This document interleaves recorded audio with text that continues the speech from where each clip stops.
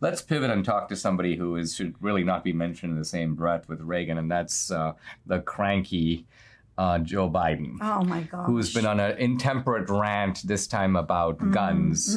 And yeah. Well, and here is the I think that there's a bigger problem in our country than just talking about gun control and all of these mass shootings. The fact is that we don't agree on anything. The left and the right are so polarized in this country that everything is either this or that. There's never a middle ground, and there is such a thing as no middle ground for this, right? For gun control, because people don't want to be categorized in the same sphere or place as these mass murderers that commit murder no matter what we have in place. And remember that yesterday I told you, I said, in 1994, Bill Clinton signed a ban on high capacity weapons. So the AR-15s,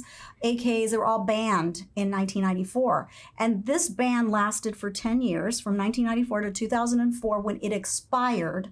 And under Bush, they did not renew it.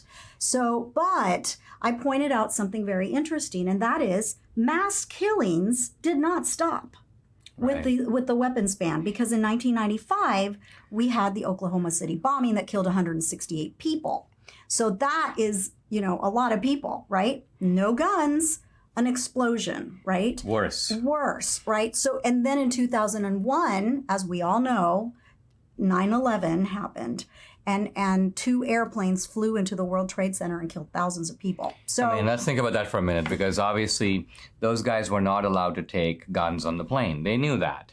And so what they decided was, number one, we can take box cutters. Those will do the same work. And number two, what if we turn the planes themselves into weapons? And that's what they did. Right. They ingeniously took something that's not a weapon, an instrument of transportation, and made it into a weapon. Right. So I think that people, I don't know if it's just because this horrific act of killing these young innocent children was in play and has happened in our schools. But I think that the delusion that people have that mass killings are going to stop if we ban these weapons, I think we're delusional to think that. I mean, look at these heavily democratic cities that have horrible crime rates, horrible rates of drive-by shootings, horrible rates of people using guns. Yeah. But guns are illegal in those areas. They're illegal, and these people get them illegally, right? So no matter how many red flag laws we have, and there's an article that we printed out. Texas donors to GOP, they're signing a letter backing gun control measures, and I think in this they wanted for the age to be to 21, that you cannot buy a firearm unless you're 21 years old. And I do have something to say about that. I feel that if you're going to raise the age to 21 to be able to buy a weapon here in America, you should not be able to go to war and die for your country at age 18. So if you're going to raise the age to 21 for buying weapons, then you should also raise the age to 21 to fight for your country. And that's just my opinion. Well, there's a certain kind of moral consistency, right? If there's a certain age where we designate people as adults, and we say, okay, well, you can drink alcohol. Okay, you can now put your life on the line for the country. Okay, you now can have the responsibility of buying a firearm. Yeah, because 99.9999% of 18-year-olds don't do this. They don't do this. You have to be mentally ill. There has to be something wrong with you for you to think that you can do this. And again, if we do ban weapons, and if we do say that the age is 21, these people are going to get a hold of something. Don't you think this Salvador Ramos, he happens to be an 18-year-old, but the truth of it is, if he were 22, he would do the same thing. Right. He's nuts.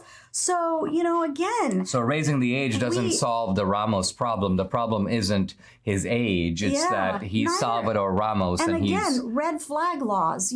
Sure, if you think that someone is crazy and you act upon it, that's great.